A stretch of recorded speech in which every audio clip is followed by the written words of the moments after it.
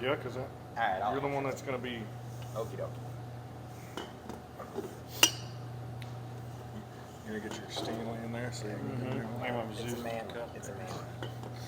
Ready? Let's go. Okay. Good evening, everyone. Welcome back to the third installment of our wonderful A.B.C. Golf podcast. As always, this is Austin, the A of A.B.C. Golf, with Buck and Chris, the B and C of A.B.C. Golf. If you haven't done so already, make sure to follow us on our social medias. I think we have an Instagram. We've got Instagram, we've got Twitter, we've got TikTok. We probably ought to do a TikTok thing. Yeah, we should do a TikTok. I didn't know we had TikTok. Yeah, Okay. we've got it all. It's all ABC Golf Studios. No spaces, no underscores, just ABC Golf Studios for all of it. So, tonight's format is going to be a little bit different. We're going to kind of freeball this. We don't really have a script that we're going to go off of, but we have some topics that we want to talk about, and I think if that works for you guys, Yep. we'll just get started. So, first, I think one of the things we all want to talk about is our 2024 goals. Yep. So, would one of you like to announce your 2024 goals? Go ahead, Chris. You can go first. Okay. Yeah, so I officially retired last year from all competition golf in the middle of the club championships. I had a meltdown, almost a literal meltdown because it was 105 degrees. I played like 57 holes. I thought I was going to die. So I think what I'm going to do this year, I think my number one goal is to try and not care so much, like limit my temper, obviously. I'm tired. It kind of gets old getting known as the guy that loses his temper. So I'm trying to. My number one goal this year is no thrown clubs. That's going to be hard. I know it. But you have done that before. I've done it before. Yeah, I bet Debbie Jarman I wouldn't throw a club for a year, and I didn't because there was money on the line. So now maybe if there's social pressure on the line, I can pull my shit together. But I also have to not slam them because that's my go-to when I can't throw it. I slam them, and that's worse, quite frankly. It does damage to the course and the club and everything else. So that's number one. And then I've been flirting with one I know you probably won't like, but I was thinking about actually posting every score for a year just to see what I actually am because it's been so long since I've done that. I don't. That's interesting. And there's so many negatives to it. And I think that's another topic we should talk about because I agree. when I get to my actual handicap, which is probably a 3 or 4, and I'll play better than that in the summers, I can't win a match against a guy who says he's a 7.5 or an 8 like I do. And then I go out. I played a guy at a course that I won't name, but we were both 7.5s, and we were both 2 under after 12 holes. I'm like, 7.5 handicaps aren't 2 under after 12 holes. I think it's amazing the fallacy in the handicapping system. Yeah. And it's the system that's messed it up more than anything, right? Well, it's the fact that at the end of the day, It's an honor system. it's an honor system. Right. And it's just a bunch of Patrick Reeds out here. Yep, that's right. And I wouldn't do it for a long time, and then I basically just wasn't allowed to play in any cup matches or anything because they're like, we're not sending you out there. You can't compete. So it's interesting. So I'm toying with that one. I haven't decided yet.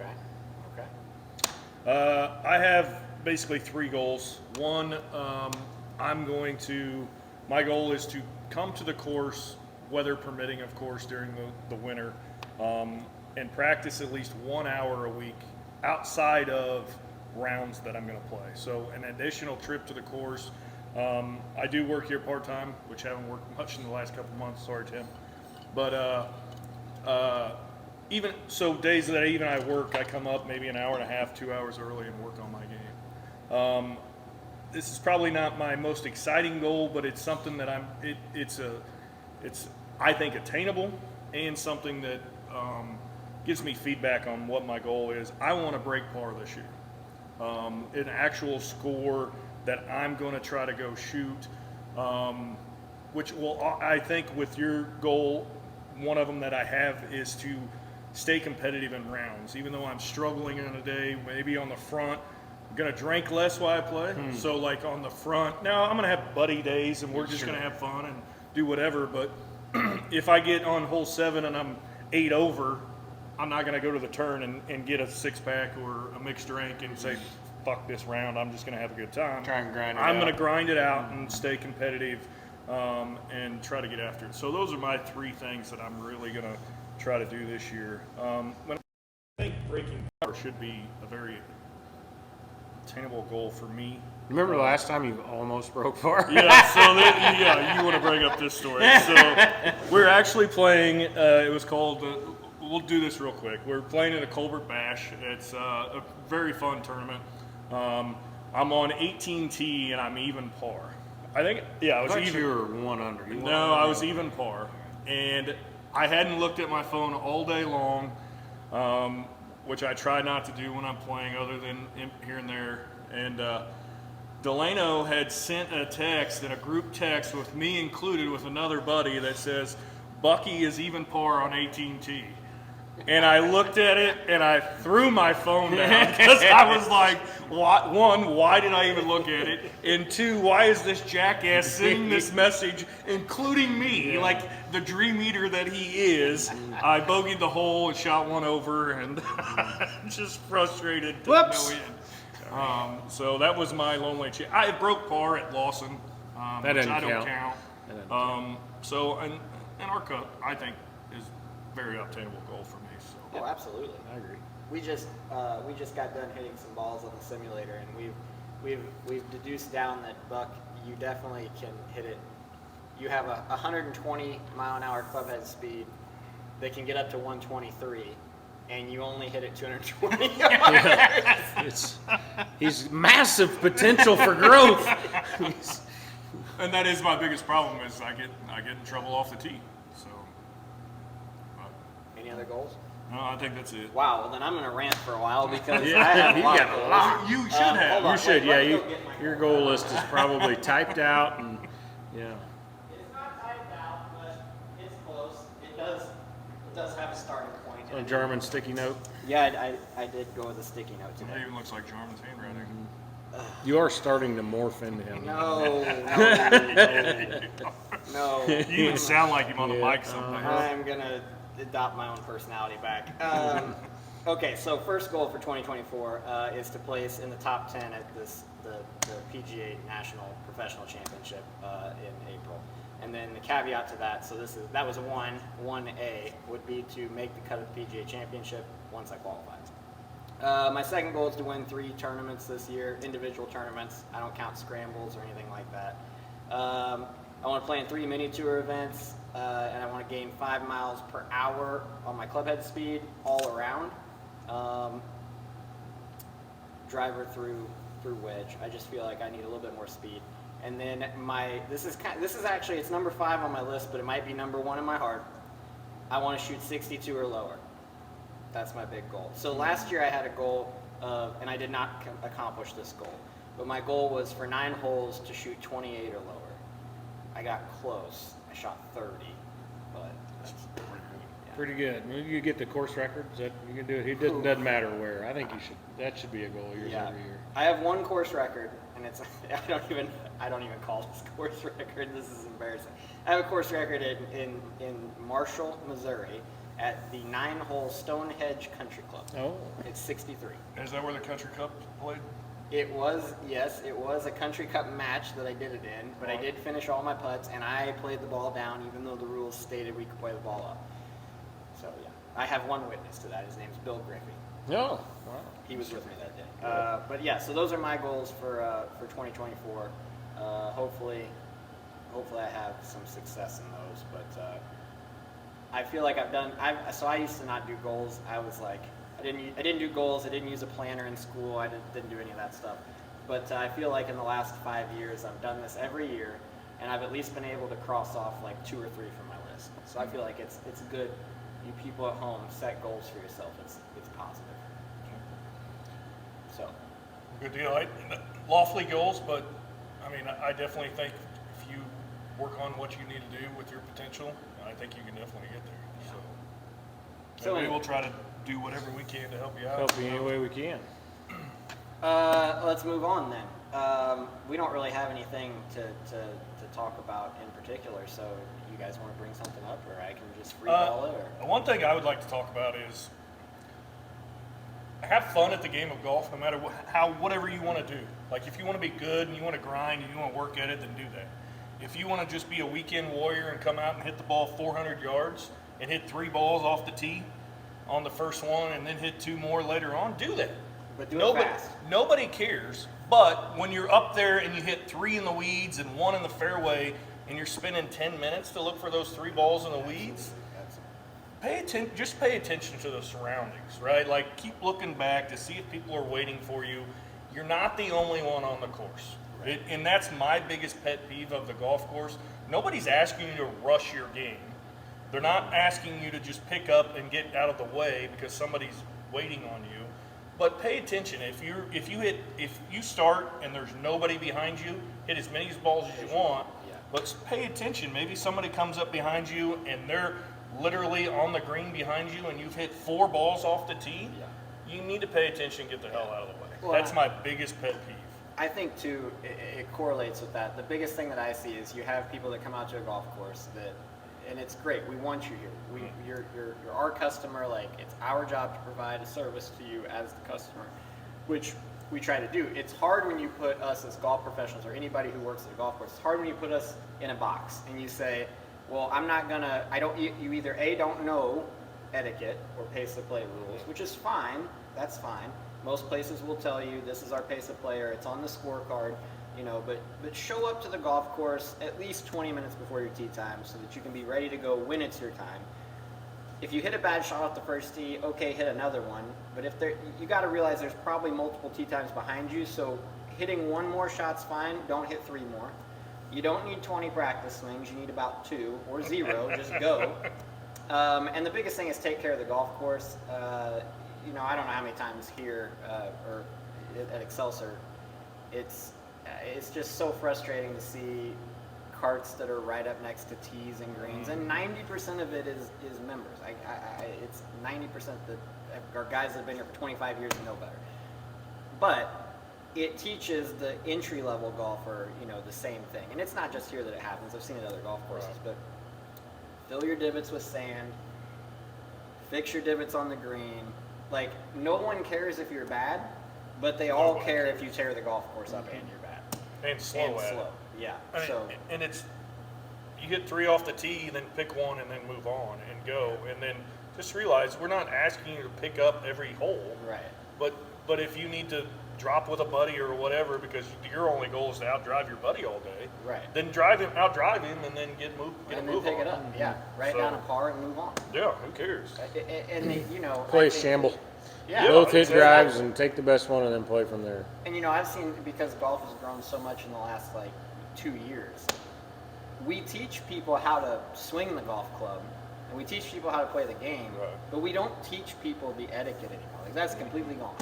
I mean, I can scroll for an hour on Instagram and never see anything about people fixing divots and not driving their cart up next to the green, right? But it's all about teaching and instruction. So for anybody who works, I think everybody takes for granted that you learn that in junior golf like I did, but most people don't have junior golf. Right. They don't start till they're usually in their 20s or older.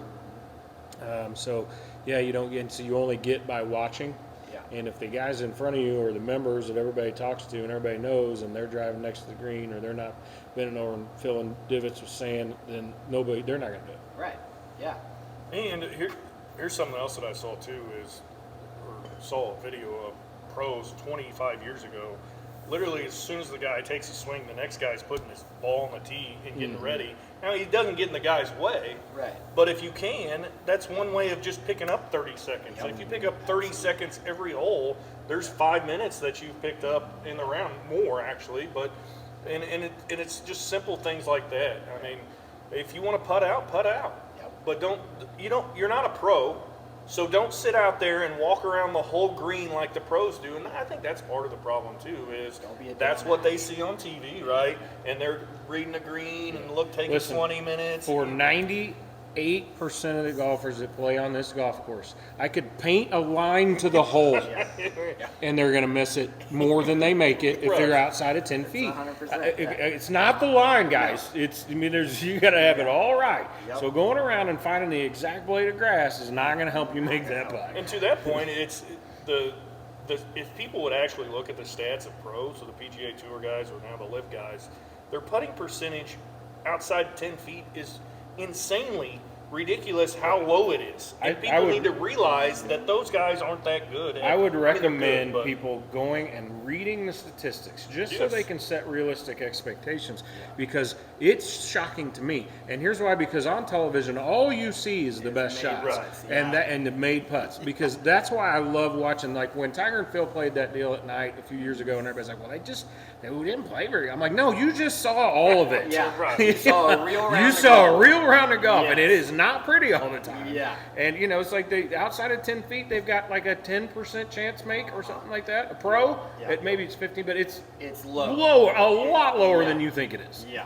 It's in the same way with hitting a green from 100 yards. Yeah. Those guys don't hit the green every single time. It's like 60% from 100 and in. Yeah. It's insane. crazy. Yeah. And so don't. And I'm have- guilty. If I'm 60 Right. yards and I miss a green, I am pissed. Oh yeah. Oh yeah. It's And like so the are most they. frustrating But thing. just don't, it's not, you don't hit it every time. You're not going to hit it every Right. time.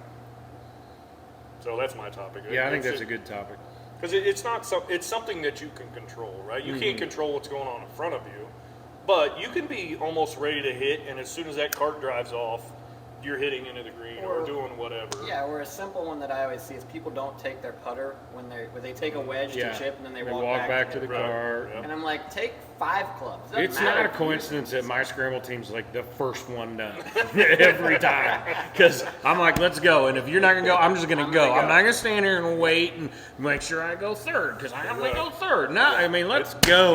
Yeah. And we look at a putt pretty quickly because Yeah. there's 4 people putting at it. So the first guy, all right, that's where we Now think. we know. Now we can adjust Yeah. from it, right? Yeah. We don't need the first guy to make it every freaking Just time. get it close to the I mean, hole yeah, so we it's can see great, what it but- does. We get another shot at it or 2, 3. Yeah, so. Okay, well, I think, I saw I was telling you guys this earlier, I saw a video today of a guy who was given a Pro V1 golf ball from Cameron Young, and it had a little asterisk on it. It said, so where it says Pro V1, it said Pro V1, it might have been an X, I don't know, but then it had an asterisk. And this guy made a video saying that he hits that golf ball, he tested it with a store-bought Pro V1 and that ball carried with a driver 20 to 30 yards farther than the store-bought Pro V1. So, I know we talked about golf ball rollback before. How do we feel about this? One, do you think the guy's telling the truth? I would say that's probably shady. I think it's a little suspect, maybe, but Because if Titleist had that ball, there's no reason they wouldn't. why sell would you not mass produce it? Yeah, you would sell That's that ball kind for of- sure. yeah. Now maybe it was a prototype. Maybe that's this Could have been. year's Pro V, and maybe that's why the rollback came up around because Pro V sent those or Titleist sent those to get approved. Yeah. And they're like, holy shit, So maybe, but I don't think it's something that you can't buy. I don't think they're not making a special ball just for Cameron. Well, and the Yeah. asterisk could totally be like a personalization, right? It too? could be. Could be. Like, I mean, Yeah, it might be his mark. And there are other balls. We've talked about this. A lot of people don't know, but there's a left dash, Pro V1 left dash that you can get. That's supposedly the longest of all of them. I think there's another one. I can't remember what they call it. But there's another mark. Right, It's there's not a- common. You're not going to find it in a pro shop. You got to order it from Titleist. You got to order it maybe from Right. Amazon or whatever. So the follow-up question to that then is, I had this question asked of me today by a novice golfer, someone who really plays no golf at all. And the question was, does the golf ball matter? And so actually Tim gave this answer and he just looked at me and goes, for you, no. Yeah, that's right. But they For you, wanted to no. know, like, what's the difference between a Pinnacle from a Titleist? Now, obviously, most people of the 65 views that we hopefully will get more than this week than the last video probably know what the difference between a Titleist and a Pinnacle are, but not really to the full extent. So I think one of the topics I wanted to go over was, if you are a 10 handicap or higher, it's pretty simple. You need to play like a ball that's $20 to $35. You do not need to play a $60 dozen of golf balls. You just find something that's 20. It could be a Strixon, like, I don't know if they make this ball anymore, but the AD 333, or it could be the Strixon Duo color ball, or it could be something up to like the Callaway Super Soft or something. I feel like that's your range. That's what you should be playing. If you're 10 or below, okay, now you can play like I guess you call it a tour ball, a tour quality ball. And if you just suck, play Pinnacles. Play I mean, the cheapest one you can find. yeah. Because the difference between the tour ball and the cheaper ball, which are still good balls, Right. is mostly little things: spin rate, Yeah. a little bit of distance. Maybe if it spins more, it goes higher off the tee. If it spins less, so I mean, you're talking very minuscule, and even I don't really notice. I mean, yeah. I switched balls because this ball spun too much or whatever, Right. but if you're not regularly pulling the ball back off the green, you probably don't have to worry about it. No, not at all. Well, and to your point, I think the only reason it matters is how you feel with it. Yes. Right? Like even if it's superstitious. Yeah. Like if you go out and you like we talked about it in Scratch League. I switched to TaylorMade TP5 X's, and I felt like I wasn't getting as much distance off the tee. I don't like that, so I used those up pretty quick and I won't buy them again. Now, even if it, like I said, even if it's superstitious, you go out and buy a Pinnacle and you shoot 105, you're probably not going to play that ball again, right? But so that's the only reason it really matters. It's kind of like some people like certain gloves. You know what I mean? Like I'm an Under Armour guy. I'm wearing a Puma shirt now, but I really like the way Under Armour feels. You know, Why do we always It's- have to be one brand? Yeah, it is. It is. I'm weird, definitely but- not one, but if it was one, it'd be 3-star party. Don't forget it. But I'm all over the board. I got Ping, I got Lucky, I got Adidas, I got Nike, got my new So- Jordans. I'm all over the board. Okay, so I got two more things. So with the ball thing, I also saw a picture today, and this I didn't tell you guys this. It was a brand new golf ball and a golf ball that had a scuff mark on it, and they did a driver The test. putting test and the driver. Well, they did the putting test, yeah, which I thought was insane. Like Yeah. it really makes a difference. And grass makes a difference. And Even- grass makes a difference. But the grass stains, yeah. But the scuff on the driver was like 20 to 30 yards difference. Yeah. And I could not believe 20, 30 distance or off center? Well, so Because it I just think increases it was, spin, right? It's like it's. Yeah, it was something distance, but I do think the 20, 30 yards was right to left. But I don't ever, if I don't lose the ball, I don't switch the ball, and I'll scuff a ball, and I don't think anything of it. But I think I'm gonna start changing my golf ball. I've gotten where I don't. If it's unless I'm just out of balls, which Yeah. happens. It depends on the mark. Like a tree mark, I don't throw it out. Yeah. Like you know how they But get if it's yellow. a cart yellow. path mark with actual Yeah.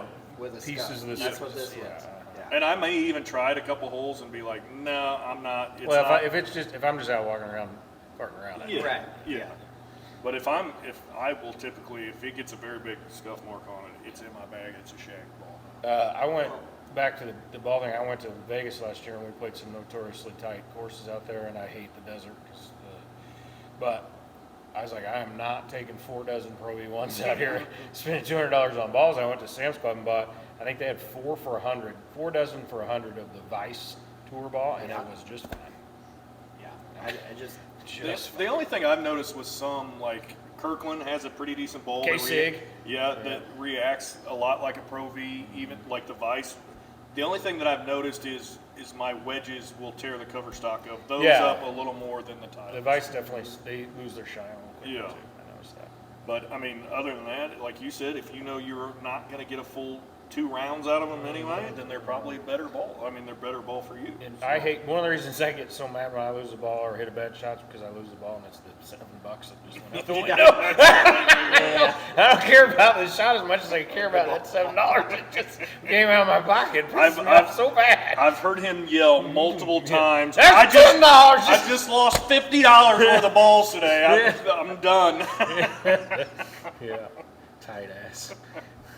That's why I asked for them for Christmas. That way I Yeah. don't pay for them. So what else? I you had got? another part, but I forgot. You forgot it. All right, well, we always need more content. So. We'll keep this one short. Well, we had about 20 minutes, aren't we?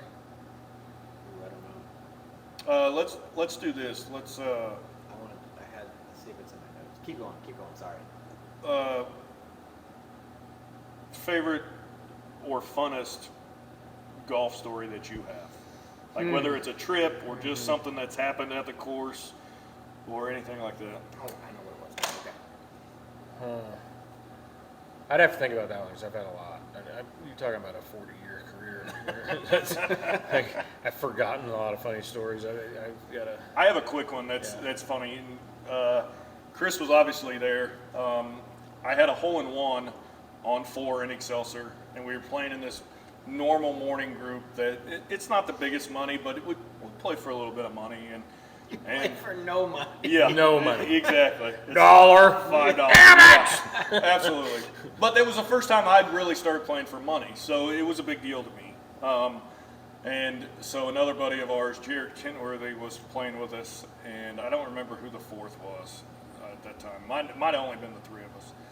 So we're on hole 4, and Marty Albertson's in front of us, and the shade's kind of slightly over the green, so you can't see the bottom of the hole. You can see the flag.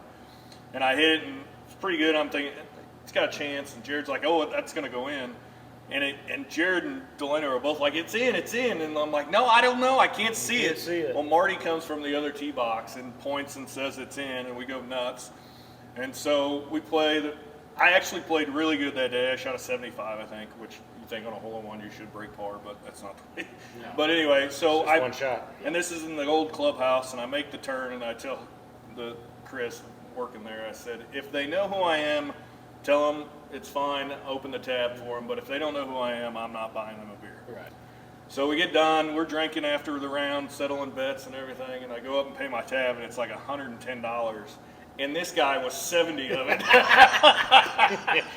So I was drinking to forget.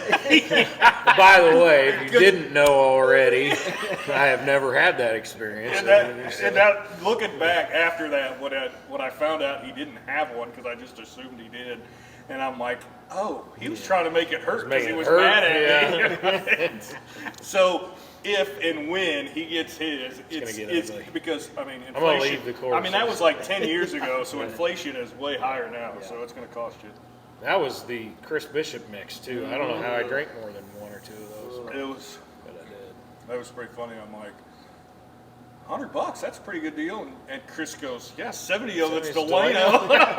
Son of a bitch. Yeah.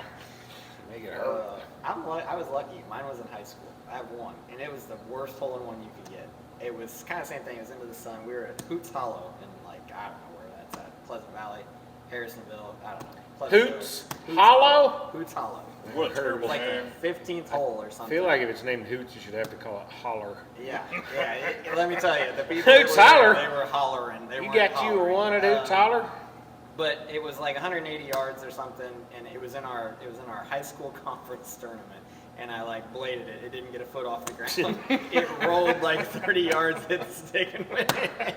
And the kid I was playing with, I think his name was Hunter Peterson, and he was like, dude, it went in, and I was like, that's the worst shot you can hit. It did not go in. And I got up there, and it was in. And I didn't remember to put the ball in my bag. And the next hole had two like cut-ins of water, and I almost lost it off the tee. And so then I told him, I'm sure I should have probably got disqualified from this tournament. I was like, hey, can I switch my ball like mid-hole? And he's like, yeah. And I think I did switch it. I might have played that hole out, but I think I switched it. So It's very funny. And you probably haven't even been close to a hole-in-one since then. how many yards was it? It was like 170, 180 something. It was in there.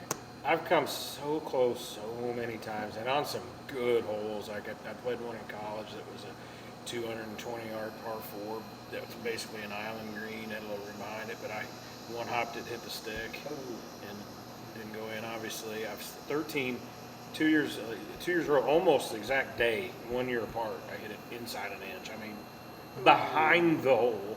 Which I'm like, yeah, I hit it inside an inch behind the hole.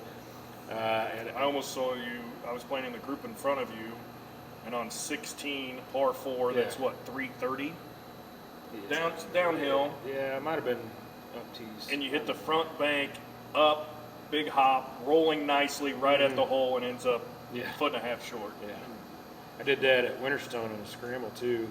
I hit it to about a foot on, I think it was 12. It's a downhill par 4, and they had the long drive contest. And I Yeah. said, "Where's the long drive at?" And he goes, "You don't need to worry about it." And I go, "Really?" And I hit it on the green to about a foot, and I put the marker there. I was like, "Yeah, you like that?" You will get one though. You're too good of a player. I mean, Tim just got It his took first Tim one a a couple while. of years ago. Yeah, that was a long time. Yeah. And it always amazes me how like better golfers, it seems like Mm-hmm. not I guess I shouldn't say that because I'm sure guys on tour have a bunch of Yeah. different ones. But it just seems like at the local level, your best golfer is always the guy that's like, yeah, I don't have one. Scott Sapp's got 5. Yeah. I mean, I don't know, Scott. I'm just kidding if you're watching it. Well, Dean Merritt, I mean, Merritt's old. He's like 105, but Yeah. I I mean, thought he he's got, turned 106 this year. but he's got 6 or 7 of them now. I don't know how people do that. My I dad don't had think plays- that's real. He plays That's why I every don't have day. any. My dad had 6. But guys that play every day obviously have more opportunities at it. But there's got to be like a tangible between just pure luck and skill. Well- Like, I mean, But how many times you probably hold out in the middle of a fairway from 180 yards, or Yeah, I mean, a couple or- times. or 150 Yeah. yards, I've that's hold out from equivalent to a par. 150 plus maybe 2 or 3 times. Yeah. Inside 100, 5 or 6. More than that, probably 10 or 15 times. I don't think I've pulled out inside 100 yards more than 3 times. Really? Yeah. I'm just not I have a fear of the hole. well, you play smart. If the pin's tucked in behind you, you're just hitting it to the I'm middle of the hitting green. to a different spot. Right. I had a 2 club throw birdie on number 7. I hit the tree left of the tee. I mean, barely got it off the tee. And then smoked a 3-wood, but still well short of the green. I mean, I was probably 50 out and hold for birdie from the rough. I think Tally was with me. He's like, "Is that a 2 club throw birdie?" He's like, 2 club throw birdie. And I had a 1 club throw eagle. I had a 16 where I hit a bad drive, what I felt was a bad drive, and so I was on the side hill right of the fairway. Was that this year? That was 2 years ago, I I think. feel like I do. And I remember hold this. that out. And that was in a tournament too, I think. So Gosh, there's been a lot of holdouts on 16 in the last 2 years. mm-hmm. 16 and we've had a lot of hole-in-ones here in the last probably 2. I think we've had probably close to 10.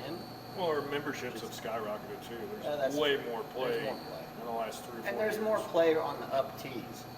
Guys out here hitting wedges and making. Yeah, Mel holes. got one the other day, Yeah. right? Yeah. A couple weeks ago. Yeah. So that kind of goes back to the point of, suck faster, right? Like, Yeah. okay, if you're not a guy that hits it 260 yards, then move up. Move up. I've seen Like, that it's so- I've seen that on some Instagram posts lately. Like, hey, don't play the tips. Yeah. Right. You don't need to play the tips. Right. Like, even when I play the tips, I'm not gonna break 80 from back there if Well, I've never played the course. When we go road coursing, we'll look at the yardage, and if it's Under 7. yeah, and that's my threshold. If it's under 7, then I'll play the tips. If it's 7,100, When I'm we went out. to 'Cause Culver, it's no fun what was for me. Culver? 73?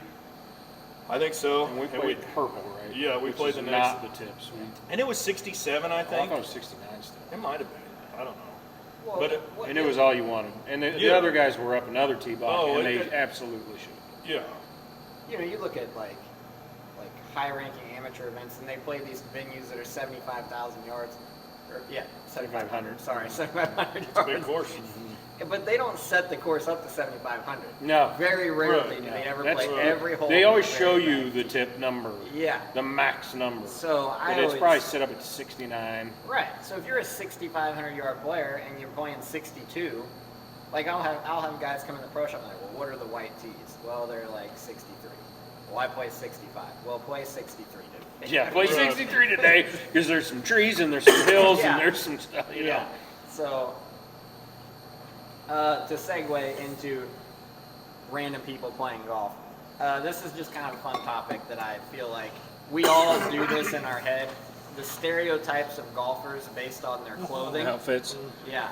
So, what is your biggest outfit pet peeve for a golfer? I feel like You've got one locked and loaded, right? I can tell. You Yeah. ask this question, you're like, I got mine locked and loaded.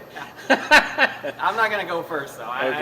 don't You wanna, got one ready? I've got like 20. You're talking strictly outfit, apparel? Well, so you roll up. I feel like there's Iron different covers? categories. Iron covers are. I hate Ugh. iron covers. Okay, I'll don't go. even Like, talk to me if you have iron. I don't like at our course we allow jeans. Some courses don't allow it. I don't mind players with jeans as long as they look okay, right? They're not.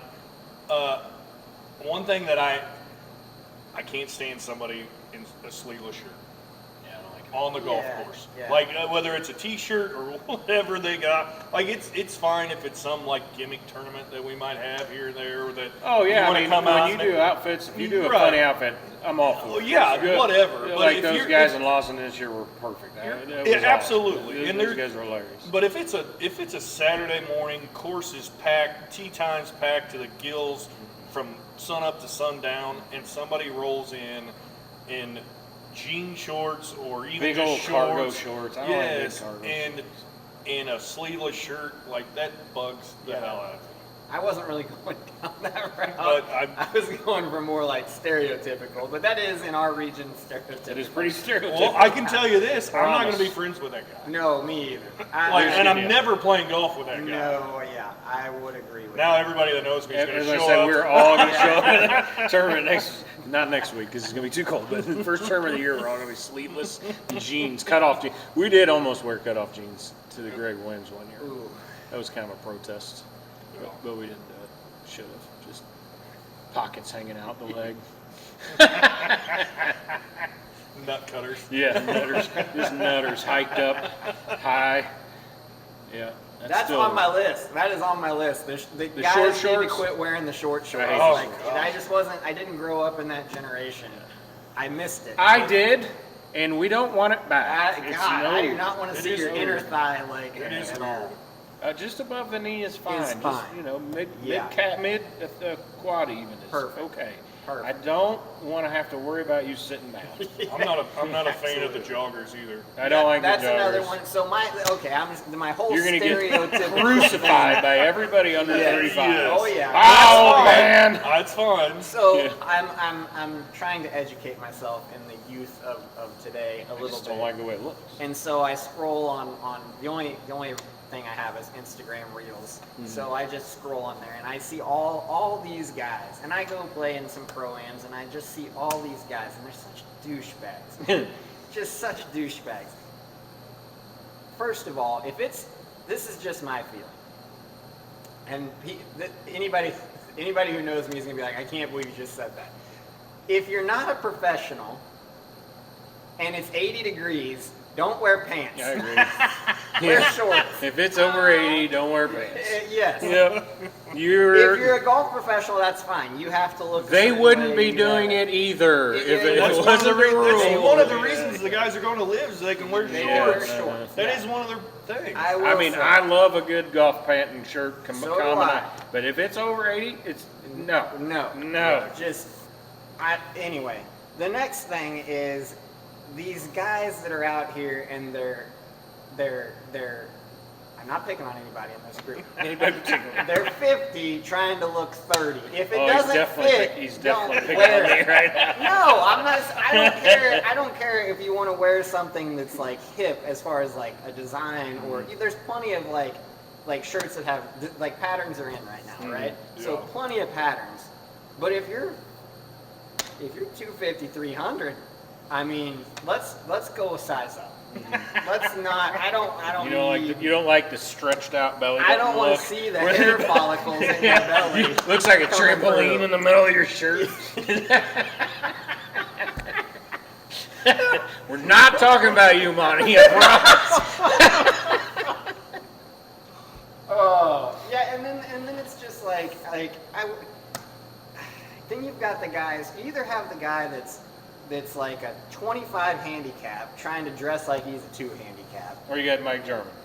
Yeah, or you got Michael not tying his Dressed shoes. like an unemployed painter and shoots 67.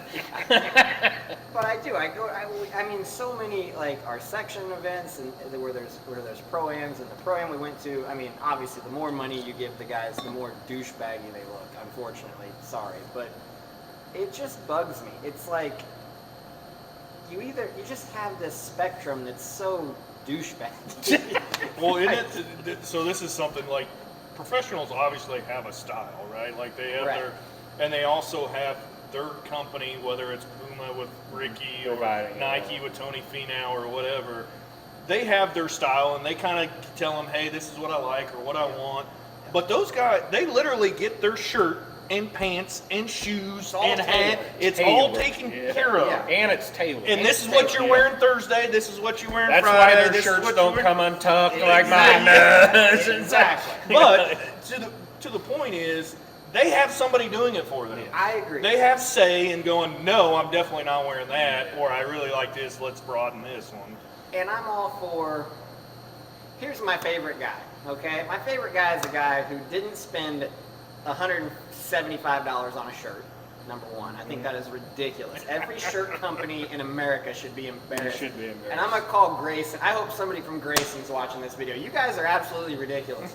I wanted to buy a sweater, and it's $400. It's a cashmere sweater. I can go to Kohl's and get it for $35, and you're going to charge me $475. Cashmere. No, it was, but I can buy the same knockoff thing at TJ Maxx for $20. It's Well, ridiculous. the problem is they're getting people to buy it. I know. I don't think I've ever paid full price for a piece of clothing. No. I do not. Unless it was Everything's given on to me. clearance. If you show up in a Greg Norman shirt and a whole Greg Norman outfit, I've got respect because you went to You TJ went to Maxx. TJ Maxx or and- Target, and, you you got know the- your lane. I don't care if you're going to shoot 65 or 105. That's a good middle ground.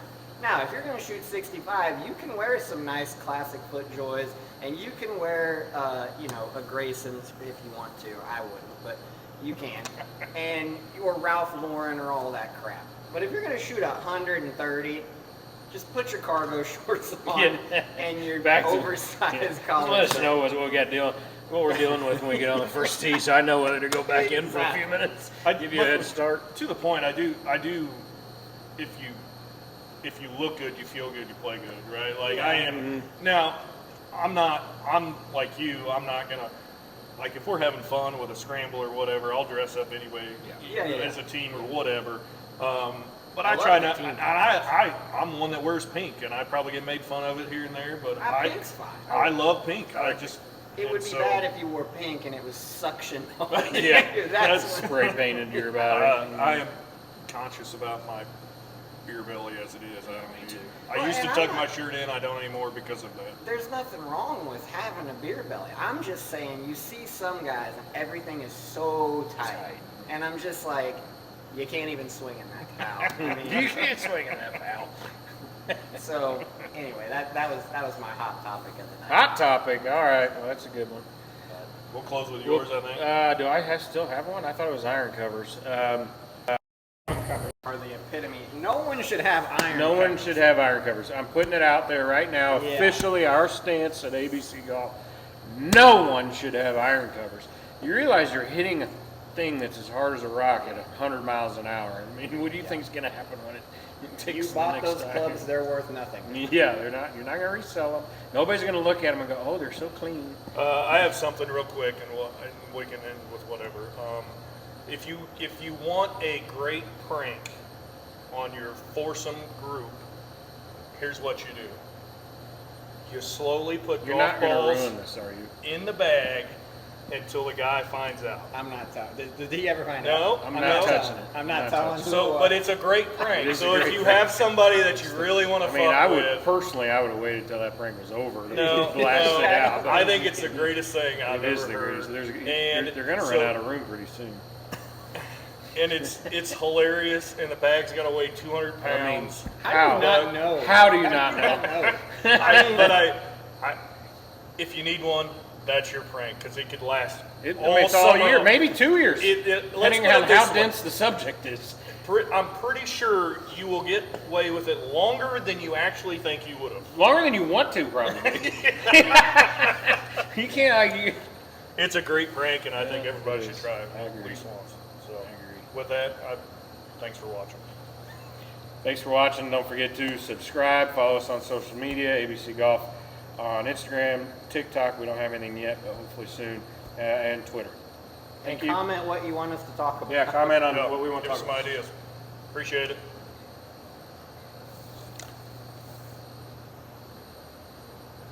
Right here for-